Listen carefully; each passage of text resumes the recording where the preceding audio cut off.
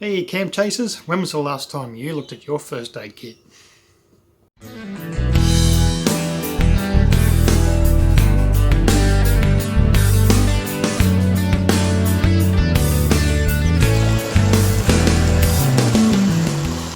Welcome back on the East Coast Camp Chasers video.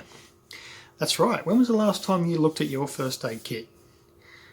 When was the last time you had it updated? When was the last time you thought about the expiry date of the contents?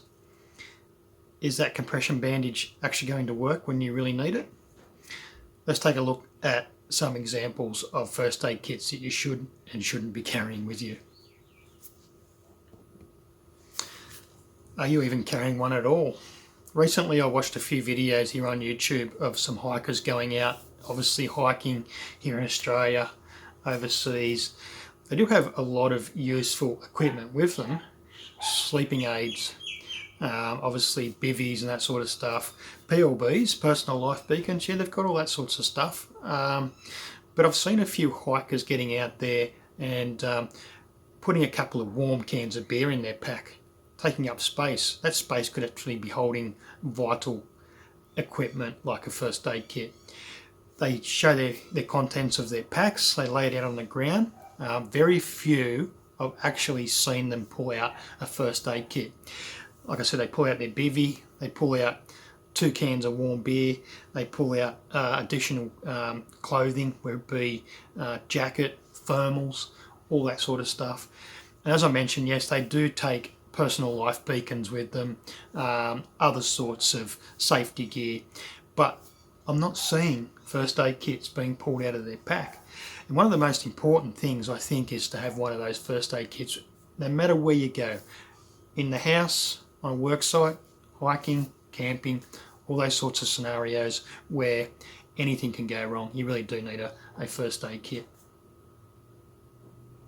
Recently I went out on site to do a job with my business, detailing fleet vehicles.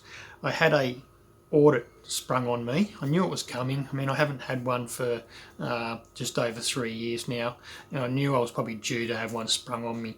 Unfortunately, one of the first aid kits that I had in my vehicle was a first aid kit that contained items that were expired. Now I do carry 3 first aid kits in my vehicle. There's 2 in the cabin, so I have a double stacked compartment glove box in my dash. Contains 1 each of the first aid kit, and there's 1 in my canopy. One of the canopy is the one that actually had failing items.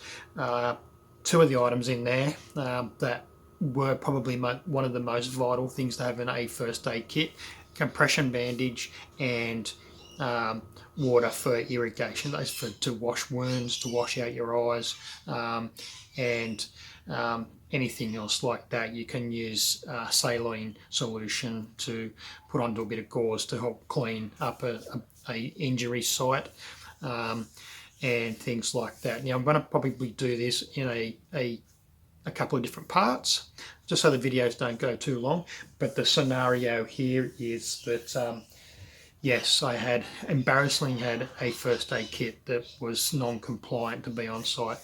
Lucky for me, it was not marked down as a strike. I guess it's just a bit of a stern warning about carrying items in a first aid kit that are compliant to be on a particular site.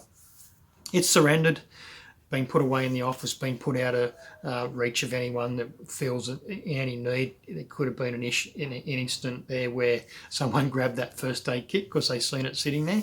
No, it was put away out of sight. It was actually tagged unusable, and then it was returned to me at the end of the day once I finished the job. Compression bandages. When was the last time you actually checked the expiry date on a compression bandage? Gladly. Like I said, I had 2 other kits in there with compression bandages and other sorts of equipment and items in first aid kits that were able to be used. But when was the last time you actually got your compression bandage out or any other component of your first aid kit and looked at the expiry date? I recently purchased a dedicated kit for a particular situation.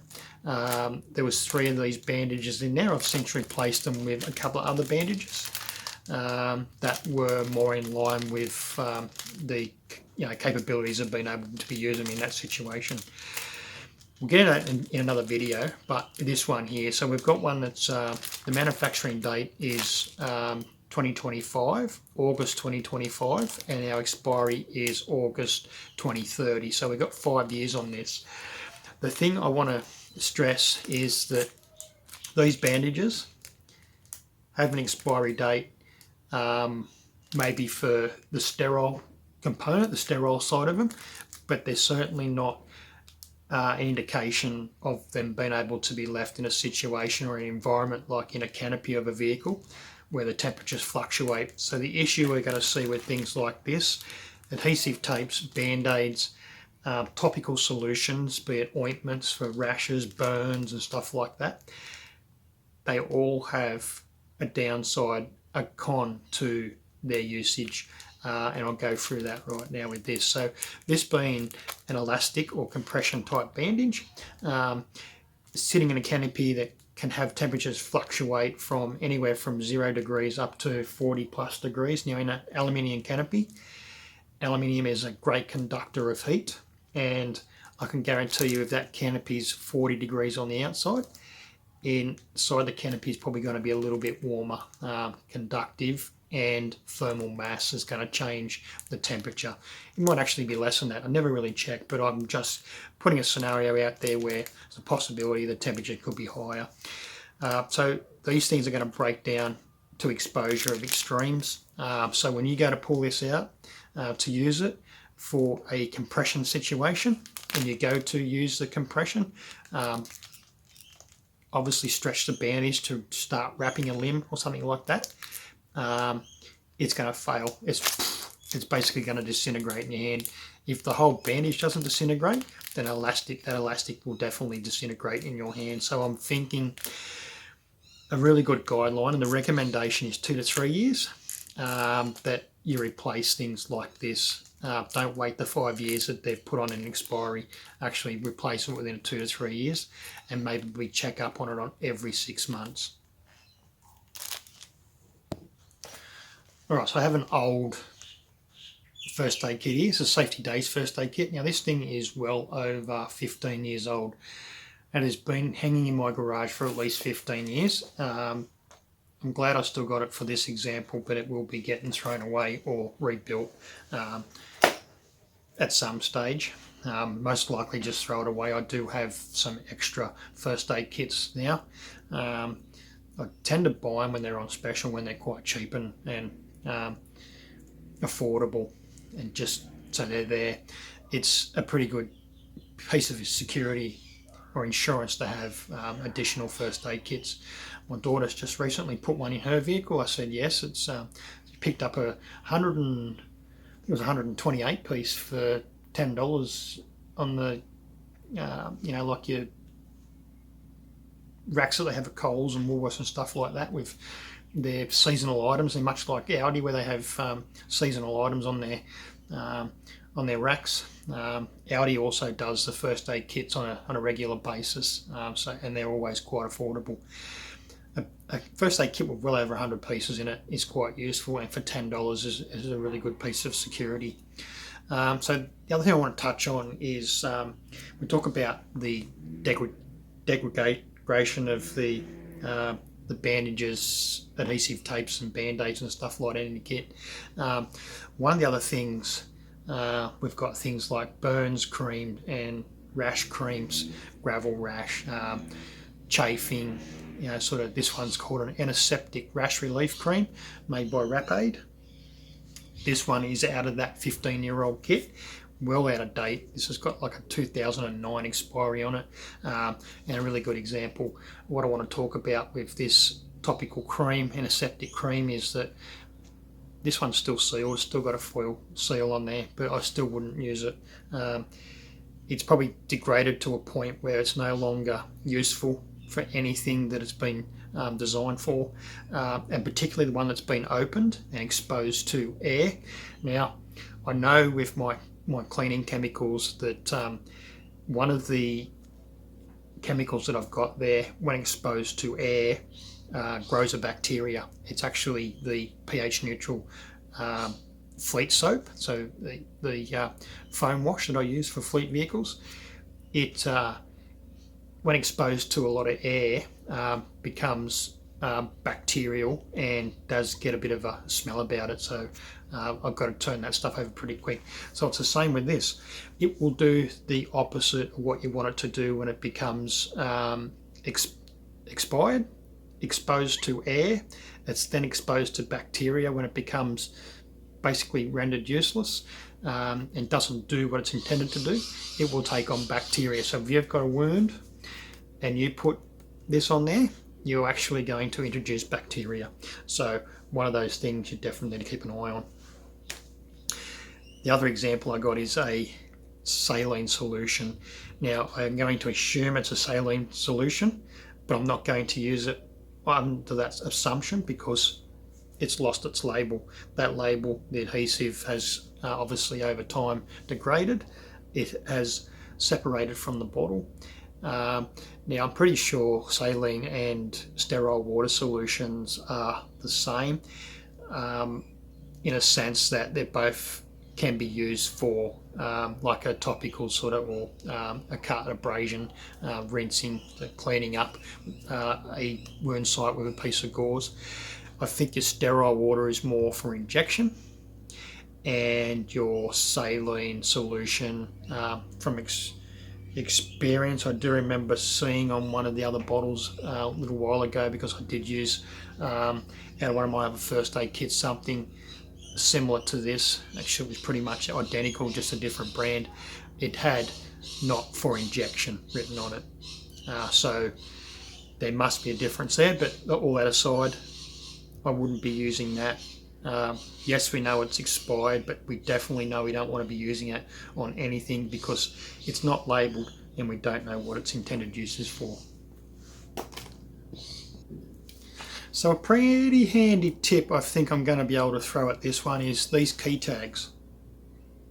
Really useful, but you can see this one's actually for one of my gate keys, but it had written on there gate key, and it's now no longer readable. So over time the ink has certainly left the building, but I know what those keys are for. But these things are really handy in a way that you can attach these.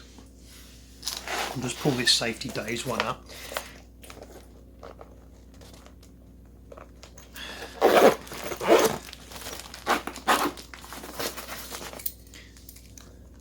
Zippers with a little bit of paracord or whatever you want to call it on there, nylon rope. Attach one of these key tags to there and put the date. The date you're actually going to put on that key tag is the item in your first aid kit that is the oldest, so the first to expire is the date you're going to put on there, and that's going to act as a revision or reminder to you every time you look at it, and to keep it in the back of your mind that this video is telling you we need to take more time in making sure that our first aid kits are up to date, all the components are well within expiry, and then we need to keep a constant eye on these kits to make sure that everything that is in there is going to be useful come the time that we need them. So you're going to write the date of the nearest expiry date. It might be a topical ointment, it could be your saline solution, it could be your band-aids, it could be your compression bandage, could be a standard bandage, could be surgical gloves, could be anything in that kit that has a sooner expiry than the longest expiry in there. So you're going to go and write on that tag. That tag you're going to keep looking at, making sure that the ink hasn't obviously left the building, but you're going to keep looking at that date going, all right, I'm getting pretty close. You might get within a month and you're going to look at that and go, oh, that expires in a month, and you might do it on that day. My advice is do it the day that you see it that is probably close to a month or 2 months. Pull it out, throw it, go and get a new item. usually pretty cheap to go and buy them. Chemists would probably sell you a couple, you know, 1 or 2 or 3 of whatever the item is to replace in the kit. Sometimes they might want to sell you a whole box of them, and unfortunately you may never use them, but you've got insurance that you might have multiple kits, one at home, one in the vehicle, one at your workshop, your storage shed. Always good to have first aid kits everywhere. They might only want to sell you a whole box of something, but then you're going to have additional pieces to go and check all the others that you've got.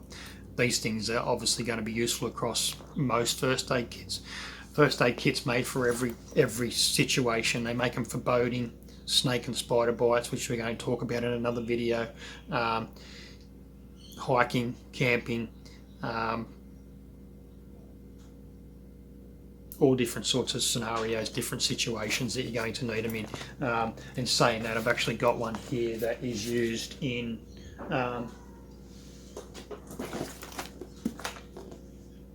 airline. And this one has expiry as well, 4th month 24, but 70% of the stuff that's in here is actually got a longer expiry on it. So I'm going to use this kit. I was lucky to be given this one. I'm going to use this kit. It fell off the back of a truck, by the way. I'm going to use it to update a couple of the other kits that I've got at my ready, and use that obviously to as my little chemist shop, so I won't have to go out and purchase certain items at the moment. I can pull it from that, knowing that I've got a good, I think it's 2029, so I've got a couple of good years left in 70% of the stuff that's in that kit. So that's definitely a good idea.